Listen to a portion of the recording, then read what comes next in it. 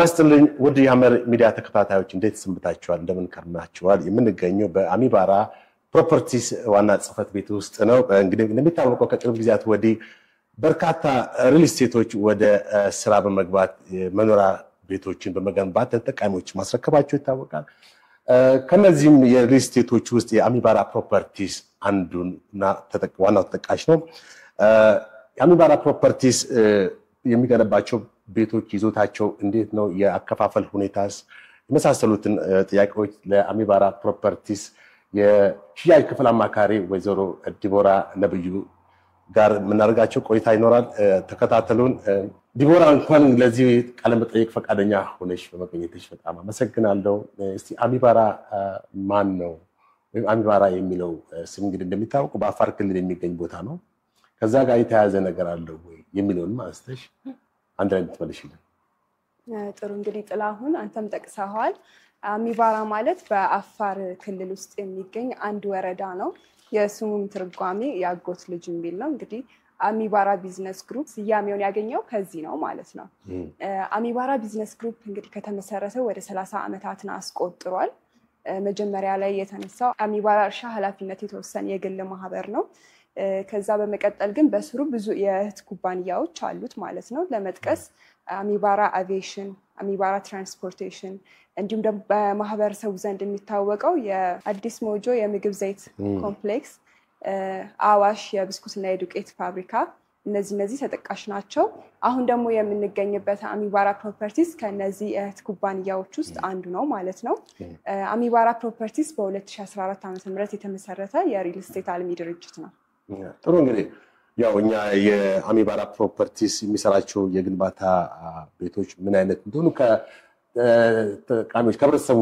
በቀረበልን ለሚዲያችን በቀጥታ በተደወለልንና በቀረበልን ጥያቄ መሰረት ነው እዚህ ለማጣራት የመጣ ነው ሳይት ሎኬሽኑ የት ነው ጥሩ እንግዲህ ሳይታችን የሚገኘው ፍሎሃ አካባቢ ወዳጅነት ፓርክ አጠገብ ነው ስለ ሳይቱ አጠቃላይ ይዞታ ስናወራ 35751 ካሬ ሜትር ላይ ያረፈ ግዙፍ ፕሮጀክት ነው እንግዲህ ፕሮጀክት ከዲዛይን ጀምሮ እስከ ኮንስትራክሽን ድረስ ከዱባይ ከቱርክ ከቻይና ከደቡብ አፍሪካ በተወጣጡ ድርጅቶችና ባለሙያዎች የተሰራ የሚገኝ ትልቅ ድርጅት ነው ትልቅ ፕሮጀክት ነው እንግዲህ ፕሮጀክት ሲጠናቀቅ በኢትዮጵያ ውስጥ ካሉ ፕሮጀክቶች ውስጥ በውበትና በጥራት ቀዳሚ እንደሚሆን ይታሰባል ጥሩ እንግዲህ ዲቦራ በአሁኑ ወቅት በርካታ የሪል ስቴት አልሚዎች ወደ ስራ ገብተው በህብረተሰቡን የመኖሪያ ቤት ፍላጎት የሚያሟሉ አሉ እና አንዳንዶቹ ደግሞ ትንሽ ክፍተቶች አሉ የአሚባራ ፕሮፐርቲስ ከሌሎች ሪል ስቴቶች በምን ይለያል እኛ በዚህ ዩኒክ ነን ብላችሁ የምትሉባት ነገር ምንድነው በመጀመሪያ ሳይቱ ከሚገኝበት ሎኬሽን ስንነሳ ፍሎሃ አካባቢ ወዳጅነት ፓርክ አጠገብ ነው የሚገኘው እንዲሁም ደግሞ በዙሪያው አዲስ አበባ ውስጥ የሚገኙ ውብና ትልልቅ ህንጻዎች ይገኛሉ ያ ማለት እንግዲህ ደንበኛው የፓርክ ቪው ኤክስፒሪየንስም ያገኛል እንደገና ደግሞ የሲቲ ቪው ኤክስፒሪየንስም ያገኛል ማለት ነው በተጨማሪ ደግሞ ሊሴ ገብረ ማርያም ትምህርት ቤት ሸራተን አዲስ ሆቴል ጥቁር አንበሳ ሆስፒታል ሳይንስና ቴክኖሎጂ ሙዚየም እነዚህን የመሳሰሉ የግልና የመንግስት ተቋማት በአቅራቢያው ይገኛሉ ማለት ነው ሌላው ደግሞ ወደ ህንጻዎቹ ስንመጣ ህንጻው የሚገነባበት ቴክኖሎጂ ነው ለመጥቀስ ያክል ለምሳሌ ቤዝመንቱ ዋተርፕሩፍ ቤዝመንት ነው የውሃ ስርገትን የሚከላከል ቤዝመንት አይነት ነው ይህ ቤዝመንት እንግዲህ 3.7 ሜትር ነው ወደ ላይ ከፍታው ያ ማለት የተለያዩ መኪኖችን የጭነት መኪና ወይም አምቡላንስ ሊሆን ይችላል በቀላሉ ማስገባት የሚችል ነው ሌላው ደግሞ ወደ ደረጃዎቹ ስንመጣ ደረጃዎቹ ፕሬሸራይዝድ ስቴር ሲስተም ነው የሚጠቀሙት ያ ማለት የእሳት አደጋ በአንድ ፍሎር ላይ ቢነሳ ወደ ቀጣዩ ፍሎር እንዳያልፍ የሚከላከል ነው ማለት ነው ሌላው ደግሞ ወደ ሊፍቶቹ ስመጣለ ሊፍቶቹ በድንገተኛ አደጋ ጊዜ ስትሬቸር ማስገባት የሚችሉ ሊፍቶች ናቸው በተጨማሪም ደግሞ ወደ ቤቶቹ ስንገባ ደግሞ ቤቶቹ ፍላት ስላብ ቴክኖሎጂ ነው የሚጠቀሙት ያ ማለት ምንም አይነት ኢንተርሚዲየት ቢም የለም በመሃል ያ ደግሞ የተፈጥሮ ብርሃን እንዲገባ እንዲሁም ደግሞ አየርን በደንብ እንዲገባ ያደርጋል ማለት ነው ይህ ፍላት ስላብ ቴክኖሎጂ ደግሞ በተጨማሪ ሰዎች ቤቱን ሞዲፋይ ማድረግ ቢፈልጉ ወይ ደግሞ ክፍሎችን መጨመር ቢፈልጉ ይመቻል ማለት ነው አሰራሩ ለዚህ የተመቻቸ ነው ሳይት ሂደን ደግሞ እናየዋለን ይሄንን በየብሎኮቹ መሃል የ21 ሜትር ጋፕ ይኖራል ያ የ21 ሜትር ጋፕ እንግዲህ ህፃናቶች ሊጫወቱበት ይችላሉ፣ ሰዎች ወክ የሚያደርጉበት እንዲሁም ደግሞ ፋውንቴኖችም ስለሚገነቡ ለእይታም ደግሞ ጥሩ የሆነ ጋፕ ነው ያ ሼርድ ስፔሱ ማለት ነው። ጥሩ። የግንባታው ሂደትስ ምን ይመስላል? ምናልባት ትንሽ ነካክተሽዋል። አሁን እንደበለጠ ለቤት ፈላጊዎች ግልጽ እንዲሆንላቸው የግንባታው ሂደት ምን ይመስላል? ጥሩ። እንግዲህ ከላይ እንደጠቀስኩት አጠቃላይ የመኖሪያ መንደሩ ስፋቱ 35751 ካሬ ነው ብያለሁ። በዛ ውስጥ 7 ፉሊ ሬዚደንሻል የሆኑ ብሎኮች አሉን። አንድ ደግሞ ግራውንድ ፕላስ 44 የሆነ የኦፊስ ታወር ለኦፊስ ሙሉ በሙሉ ለኦፊስ አገልግሎት የሚውል ታወር አለ። ሃይራይዝ ቢልዲንግ ይኖረናል ማለት ነው። በተጨማሪ ከነዚህ ብሎኮች ውጪ ደግሞ 2 ሚክስድ ዩዝ አፓርትመንቶች አሉ እስከ 3 ድረስ የኮመርሻል አገልግሎት ያላቸው ሲሆኑ ከ3 ጀምሮ ደግሞ ሆቴል አፓርትመንት ነው የሚሆኑት። የግንባታ ሂደቱን ስንመለከት ከነዚህ ብሎኮች ውስጥ ኤርታሌ ኤ እና ቢ የምንላቸው ብሎኮች አሉ። እነዚህ ብሎኮች የኮንስትራክሽን ፕሮግረሳቸው 85% ደርሰዋል። በተጨማሪም ደግሞ አፍዴራ እና ዳሎል የምንላቸው ብሎኮቻችን ደግሞ የፋውንዴሽን ስራ እየተሰራላቸው ይገኛሉ። በቀጣይ አሁን በቅርቡ ደግሞ ሪሊዝ ያደረግናቸው 3 ብሎኮች አሉ። እነዚህ ብሎኮች አሰብ፣ ሀደር እና ሙሳል የሚባሉ ብሎኮች ናቸው። እነዚህ ደግሞ የቁፋሮ ስራ ለመጀመር ዝግጅት አጠናቀናል ማለት ነው። የሚገነቡ የቤት አይነቶች ምን ይመስላሉ? እስቲ ምንሽ አንዳንድ ጊዜ ተጠቃሚ ማወቅ የሚፈልጋቸው ነገሮች አሉ። ቤቶቹን እንዴት ነው ማለት የቤቶቹ ይዘታቸው ምንድን ነው? ጥሩ። እንግዲህ ኤርታሌ ኤ እና ቢ ብሎኮቻችን ላይ እዛ ላይ ባለ 1 መኝታ በ86 እና በ91 ካሬ አቅርበናል። ባለ 2 መኝታ ደግሞ በ135 እና በ142 ካሬ አቅርበናል። ባለ 3 መኝታ ቤቶችን ደግሞ ከ172 እስከ 187 ካሬ ድረስ አቅርበናል። ባለ 4 መኝታ ቤት ደግሞ ከ211 እስከ 267 ባለ የካሬ አማራጭ አቅርበናል። በተጨማሪ ደግሞ ፔንት ሃውሶችን በፍላት እና በዲፕሌክስ ከ424 ካሬ ጀምሮ እነዚህን አቅርበናል ማለት ነው። በዳሎል እና አፍዴራ ብሎኮቻችን ላይ ከባለ 1 እስከ ባለ 3 መኝታ ቤት ነው እዛ ጋር ያለን ከ71 እስከ 164 ካሬ ድረስ አቅርበናል የካሬ አማራጭ። እንዲሁም አዳዲስ ሪሊዝ ባደረግናቸው 3 ብሎኮች ላይ ደግሞ ባለ 2 እና ባለ 3 መኝታ ቤት ከ132 እስከ 164 ካሬ ድረስ አቅርበናል ማለት ነው። እሺ፣ ጤና ይስጥልኝ። አብሮ ይስጥልኝ። ማልበል ተንሳይ ይባላል። በጣም ጥሩ። እንግዲህ አሁን የምንገኘው በአሚባራ ፕሮፐርቲ ሳይት ቦታ ነው ያለነው። እንግዲህ በዚህ ቦታ ላይ ደግሞ የሳይቱን ዋና ኢንጂነር አግኝተናል። ኢንጂነር እስቲ ድጋሚ ስምን? እሺ፣ ተንሳይ ግርማ። ኢንጂነር ተንሳይ ግርማ። በጣም ጥሩ። እንግዲህ አጠቃላይ ስለ ሳይቱ ሁኔታ ገጽታው የተገነቡ ያሉት ቤቶች እስቲ ለተመልካቾች ማብራሪያ እንድትሰጡልን። እንኳን ደህና መጣችሁ። አመሰግናለሁ። እንግዲህ አሁን የተገናኘ ነው እንግዲህ የአሚባራ ፕሮፐርቲስ በፍልውሃ የሚገኘው ሳይታችን ነው። የሳይታችን አጠቃላይ 35751 ካሬ ላይ ያረፈ እጅግ ዘመናዊ መንደር ነው ማለት ነው። አሁን እንግዲህ ይሄ ሳይት ያረፈው በትልቁ ፖስታ ቤት ወይም ደግሞ ኢትዮ ቴሌኮም ሄድኳርተር ከሱ አጠገብ ላይ ወይም ደግሞ ከሸራተን ሆቴል ወይም ከፍሬንድሺፕ ፓርክ አጠገብ ላይ እንዲሁም ደግሞ ከ4 ኪሎ ቤተ መንግስትም አቅራቢያ ላይ ነው የሚገኘው። በቅርበት የሊሴ ገብረ ማርያም ትምህርት ቤት እንዲሁም የዘውዲቱ ሆስፒታል፣ የጥቁር አንበሳ ሆስፒታል እነዚህ እንግዲህ ዙሪያውን መንደሩ ከቦት የሚገኙት የመንግስትና የግል ተቋማት የሚገኙበት ስፍራ ላይ ነው ማለት ነው። እንግዲህ እዚህ ጋር የምንመለከተው ልክ እዚህ መንደር ላይ ስንመጣ የሚያዋስኑ መንገዶች ናቸው። የመጀመሪያው በትልቁ ፖስታ ቤት በኩል አድርገን ወደ ፍልውሃ በምትወስደው መንገድ አንድ መግቢያ ይኖረናል ማለት ነው። ሌላኛው ደግሞ ቀጥታ ከፍልውሃ ወይም ደግሞ ከፍሬንድሺፕ ፓርክ እና ከሸራተን በኩል አድርገን ስንመጣ የምናገኘው ነው። ያ ማለት ወደ ቀጥታ ወደ ቦሌ ሮድ ወይም ወደ ካሳንቺስ የሚያስወጣ መንገድ ያለበት ማለት ነው። ከዛ በመቀጠል ደግሞ በግራ ሳይድ ላይ የሚገኘው ወደ 4 ኪሎ የሚያወጣም በኦሊ ታወር ወይም በውዳሴ በኩል አድርገን ወደ 4 ኪሎ የሚወደን ነው። ወይንም ደግሞ መለስ ብለን ደግሞ በቴዎድሮስ አደባባይ አድርገን የቸርችል ጎዳናን ይዘን ወደ ፒያሳ የምንሄድበት የመንገድ አማራጮች በስፋት የመንገድ አማራጮች ያሉበት የአሚባራ ፕሮፐርቲስ የሆነው እጅግ ዘመናዊ መንደር ላይ ነው እንግዲህ የተገናኘ ነው ማለት ነው። በይበልጥ ደግሞ እስኪ ወደ ግንባታቸው ጠጋ ወዳሉት እንሂድና ያሉትን አማራጮች በስፋት እንመለከታለን። ጥሩ። አሁን እንግዲህ የምንገኘው እየገነባናቸው ካለናቸው በአጭር ጊዜ እስከምናስረክባቸው መንደር ውስጥ ካሉ 7 የመኖሪያ ቤት አማራጮች መካከል ሁለቱ መንትያ ብሎኮች ቤዝመንት ላይ ነው እንግዲህ አሁን የተገኘ ነው ማለት ነው። ከነዚህ የመኖሪያ አፓርትመንቶች ባሻገር ይሄ መንደር እንደ መንደርነት የመጀመሪያው ንግድ ማዕከላቶች አሉት። ያ ማለት ልክ ከፖስታ ቤት ሳይድ ወደ ፍሎሃ በምንመጣበት ያለችው የ20 ሜትር ወይም የ30 ሜትር አስፋልት ላይ 11000 ካሬው ሙሉን ይዞት የሚያርፍ የንግድ ማዕከል ይኖረናል። እዛ ንግድ ማዕከል ላይ ደግሞ እስከ G+3 ድረስ ይሄድና ከG+4 በኋላ ያሉት ደግሞ ሁለት መንትያ ሆቴል አፓርትመንት ዲዛይን ያላቸው የቤት አማራጮች ይኖሩናል ማለት ነው። ከዛ በመቀጠል ከጎኑ ደግሞ G+44 የሆነ ኦፊስ ኮምፕሌክስ ይኖረናል እዚሁ መንደር ላይ የሚገነባ ማለት ነው። ልክ የንግድ ማዕከሉን ጨርሰን እንደቀጠልን ማለት ነው። እዛ የንግድ ማዕከል ላይ እስከ ሚድል የህንጻው ግማሽ ድረስ ምንድነው የሚሆኑት ለቢሮነት የሚያገለግሉ የሱቅ አማራጮችን ነው የምንይዘው። ያ ማለት የአሚባራ ቢዝነስ ግሩፕ ሰባቱም ሲስተር ካምፓኒዎች እንዲሁም ደግሞ ወደፊት የሚኖሩ እህት ኩባንያዎች የነሱን ቢሮ እንዲሁም የውጭ ድርጅቶችና በትልቅ ደረጃ የኢንሹራንስ የባንኮችን ሆልድ የምናደርግበት ይሆናል ማለት ነው። ልክ የህንጻው መሀከል ላይ ስንደርስ ደግሞ የፑል ባር ዲዛይን ያላቸው ቆንጆ የሚባል ሬስቶራንት ይኖረናል ማለት ነው። የፑል ባር ምንድነው ሰርቭ የሚያደርገው በውጭው ዓለም የተለመደ የዲዛይን አይነት ነው። ያ ማለት መዋኛ ገንዳ ላይ ነዋሪዎች ወይም ደግሞ ደንበኞች እንዲሁም ለመዝናናት የሚመጡ ሰዎች እየዋኙ ሰርቭ የሚደረጉበት አማራጭ ነው ማለት ነው።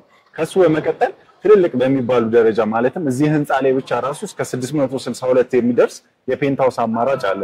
እዛ G+44 ላይ ግን ከዛ በበለጠ መልኩ የሚሆኑ የፔንታውስ አማራጮችን ይኖሩናል ማለት ነው። ልክ 41ኛው ፎቅ ላይ ስንደርስ ደግሞ 360 ዲግሪ ኦፕን የሆነ ማለትም አሁን ያለንበት ሎኬሽን ላይ ሙሉ አዲስ አበባ መቃኘት የሚያስችል ፓራኖሚክ የሆነ ሬስቶራንት ይኖረናል ማለት ነው። እዚህ መንደር ላይ የሚኖሩ ሰዎች ከቤተሰቦቻቸው ጋር ከልጆቻቸው ጋር እንዲሁም ደግሞ እንግዳ ብለው ከሚጠሯቸው ቤተ ዘመዶች ጋር ቆንጆ ጊዜን የሚያሳልፉበትንም ሬስቶራንት አዘጋጅተናል ማለት ነው። ከዛ በመቀጠል በቀሪዎቹ እስከ G+44 በሆነው ህንጻ ላይ ደግሞ የቴራስ አገልግሎት ነው የሚኖረው። ያ ማለት ካለው ማህበረሰብ ጋር በደንብ ከተማውን መቃኘት የሚያስችላቸው እንዲሁም የመጨረሻው ሩፍቶፕ ላይ ደግሞ ለሄሊኮፕተር ማረፊያነት የሚሆን ቦታ የምናዘጋጅበት ነው የሚሆነው ማለት ነው። ይሄን ይመስላል በውጭ በኩል ያለው። በዚህ በሌፍት ዊንግ የምናየው ደግሞ የመኖሪያ አፓርትመንቶቹ ሳይድ ላይ እነዚህ ሁለት ህንጻዎችን በተጨማሪ ደግሞ በዛኛው ሳይድ ላይ ደግሞ 5 የሚሆኑ የመኖሪያ ብሎኮችን እንገነባለን ማለት ነው። ይሄን ብሎክ አሁን ይሄን ህንጻም ስንገነባ ወይም ሌሎቹንም በመንገነባበት ሂደት ውስጥ የመጀመሪያው ነገር የማት ፋውንዴሽን የግንባታ ሂደትን የተጠቀምነው። ያ ማት ፋውንዴሽን ደግሞ የመጀመሪያ ስራው ምንድነው? አንደኛ ሎድ ዲስትሪቢዩሽን እንዲኖር ያደርጋል። ያ ማለት የመሬት መንቀጥቀጥ በሚነሳ ሰዓት ሆልድ አርግቶ ለመቆየት የሚያስችለው ነው።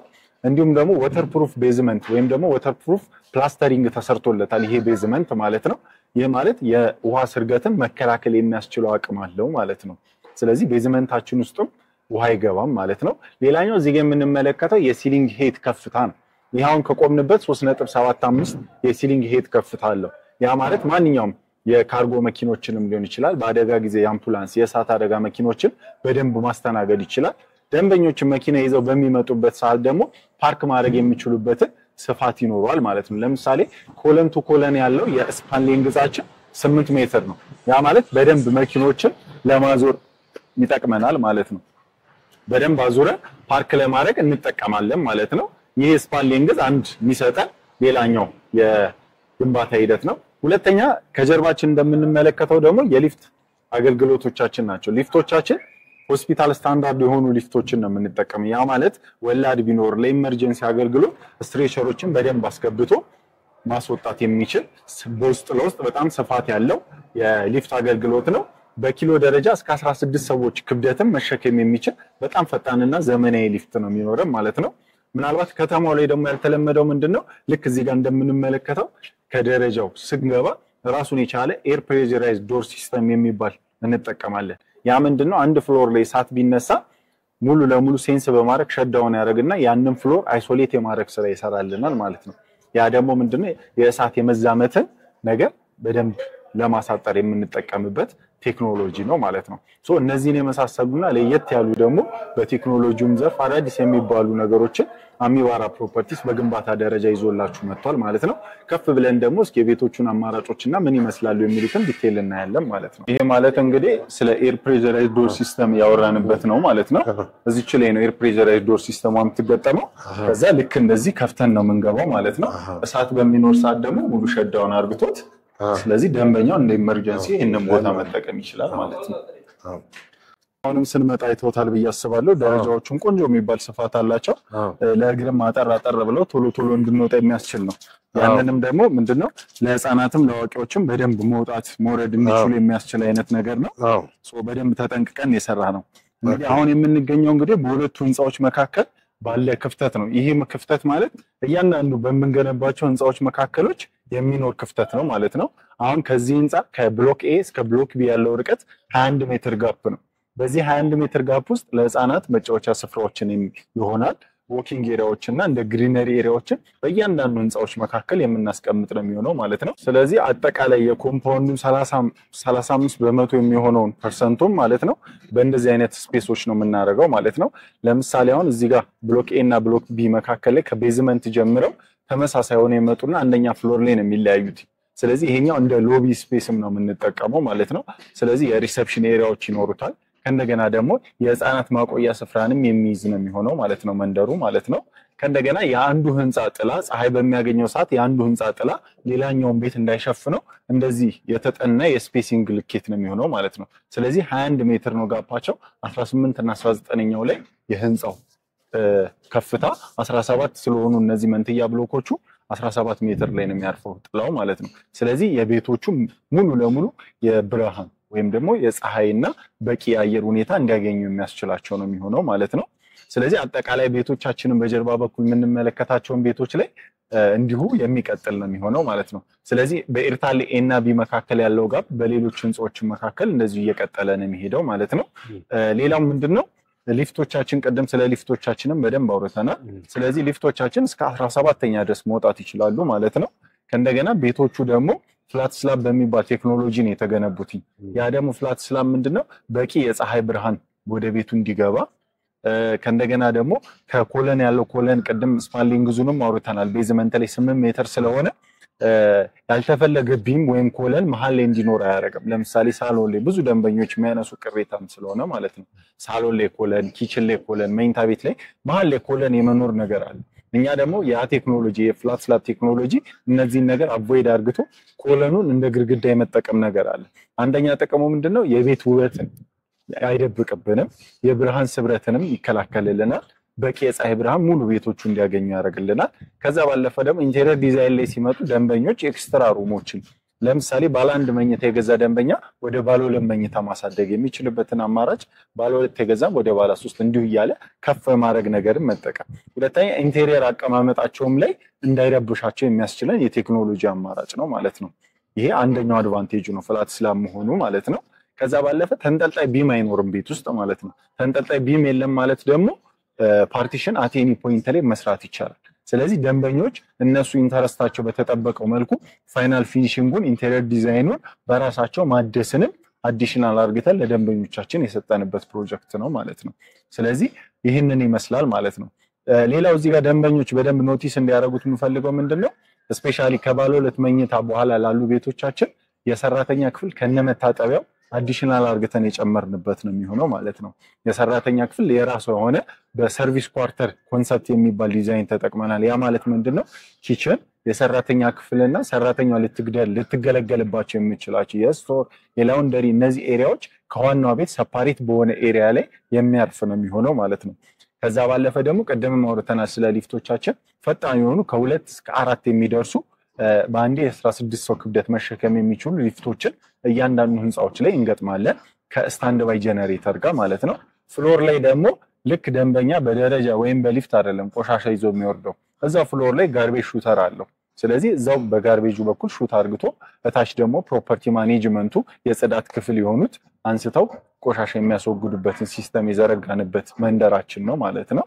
ስለዚህ እነዚህ ሁለት G+17 የሆኑ መንትያ ብሎኮች ናቸው። በቀጣይነት ደግሞ እስከ G+23 የሚደርሱ አዲስ የጀመርናቸውም አዳዲስ ለሽያጭ ያወጣናቸውም የቤት አማራጮች አሉን ማለት ነው። አጠቃላይ መንደሩ ላይ 7 የመኖሪያ አፓርትመንቶችን እንገነባለን ማለት ነው። የብዙ ደንበኞች ጥያቄ ሊሆን የሚችለው መንደር ገንብታችሁ ሌሎች ነገሮችንስ ምን አስባችኋል ለሚለው ዌልነስ ሴንተር አለን እዚሁ መንደር ላይ ማለት ነው። ያ ምንድነው የአካል ብቃት እንቅስቃሴ የሚያደርጉባቸው ወይም ደግሞ የተለያዩ አክቲቪቲዎችን የሚያደርጉባቸው ሴንተሮች ማለት ነው። ያ ማለት 2 የመዋኛ ገንዳዎች እዚሁ መንደር ላይ ይገኛሉ። የቅርጫት ኳስ፣ የእግር ኳስ፣ የግራውንድ ቴኒስን መጫወቻ ስፍራዎችንም ኢንዶር በሆነ የቤት ውስጥ ማለት ነው እሱንም አዘጋጅተናል ማለት ነው። ልክ መንደሩ ሲጠናቀቅ አብረው ዴሊቨር የሚደረጉ ነው የሚሆነው ማለት ነው። ምናልባት ደግሞ በአፍሪካ የመጀመሪያው ነው አርቲፊሻል የበረዶ መንሸራተቻና ዘመናዊ ሲኒማ አገልግሎትንም እዚሁ መንደር ላይ የሚያገኙበት ሌላው ተመራጭ የሆነው ምናልባት አሚባራን ዩኒክ የሚያደርገውም ነገር ነው ማለት ነው። ከሎኬሽኑ በተጨማሪ ሎኬሽኑንም ስናይ ፕራይም የሚባል ሎኬሽን ላይ ነው። መሀል ከተማ ካልን ከዚህ ውጪ ልንጠራ የምንችልበት ሁኔታ አለ ብዬ አላስብምና ይህንንም ያማከለ ነገር ነው ይዘን የመጣ ነው። ከዛ ባለፈ ደንበኞች ከዚህ በፊት ምናልባት እነዚህ ኤርታሌ ኤና ቢ የምንላቸው ሙሉ ለሙሉ የፍሬንድሺፕ ፓርክ እይታ ያላቸው አማራጮች ነው። መሀል ከተማ ላይ ተገኝተን የፓርክ እይታንም እንዲሁም ደግሞ የከተማ እይታንም በአንድ ላይ የያዘ መንደር የሚያገኙበት ትልቅና እጅግ ዘመናዊ መንደር ነው ይዘን የመጣ ነው ማለት ነው። አጠቃላይ መንደሩ እነዚህ ነገሮች ያካትታል ማለት ነው። ይሄን ይመስላል እንግዲህ የአሚባራ ፕሮፐርቲስ መንደር። ኦኬ፣ ዋጋቸውና አከፋፈላቸውስ በተመለከተ ምክንያቱም የቤት ፈላጊ ያው ዋና የሚጠይቀው ዋጋ ነው። ልክ ነው። አከፋፈል ሁኔታም ራሱን የቻለ እንትን ነው፣ አንድ ሂደት ነው። ስለዚህ ዋጋቸውና አከፋፈላቸው ምን ይመስላል? ጥሩ እንግዲህ እነዚህ በሁለቱ ብሎኮቻችን ላይ በ20% ቅድመ ክፍያ ነው እየሸጥን የምንገኘው። ምክንያቱም ኦልሬዲ ጥሩ ፕሮግረስ ላይ ነው የደረሰው። ቅድም እንደነገርኩ 85% ላይ ደርሷል እና ታይም ቤዝድ የሆነ የጊዜ ገደብ ያለው አከፋፈል ነው የሚኖረው እና በ20% ቅድመ ክፍያ በ2,408,000 ብር ጀምሮ ነው እየሸጥን የምንገኘው።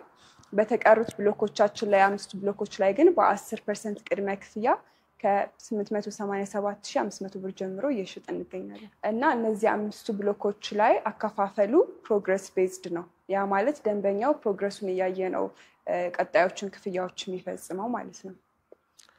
ምናልባት ደንበኞች እናንተን በቅርበት እንዲያገኙ ማለት በቀጥታም በአድራሻችሁ ምንድነው የምታስተላልፉት መልዕክት? በጣም ጥሩ። ከታች በምናስቀምጠው ስልክ ቁጥር እንዲሁም ደግሞ በተለያዩ የሶሻል ሚዲያ ፕላትፎርም ላይ ማንኛውም አይነት ጥያቄ ቢኖራቸው እንዲሁም ደግሞ ለሳይት ጉብኝት በዚህ ኮንታክት ሊያደርጉን ይችላሉ። ውጭ ያሉ ደንበኞች ደግሞ ይህን ቪዲዮ ካዩ በኋላ ምንም አይነት የውል ወረቀቶችን በዲኤችኤል ልንልክላቸው እንችላለን። እንዲሁም ደግሞ ተወካይ ካላቸው በተወካዮቻቸው በኩል መጨረስ ይችላሉ። ያቃችን ኦልሞስት ጨርሰናል። ምናልባት ልትጨምሪ የምትችው አሁን ልዩ የሚያደርገው ቅድም ጠቅሰሽዋል እንደው ምክንያቱም ቤት ዝም ብሎ አይገዛም። ልክ ነው። ያንን እንደው ብትደግሚው። ብዙ ልዩ የሚያደርገንን ነጥቦች ጠቅሻለሁ። አሁን ላይ ማህበረሰቡን እያሳሰቡ ያለው ነገር የዴሊቨሪ ታይም ነው። እነዚህ ሁለቱ ብሎኮቻችን በአመት ከ6 ወር ውስጥ ሙሉ በሙሉ ኮንስትራክሽኑ እና ፊኒሺንግ አልቆ ለደንበኛው እናስረክባለን። የተቀሩትን ብሎኮች ደግሞ በ3 አመት ውስጥ ሙሉ በሙሉ ጥንቅቅ አድርገን እናስረክባለን።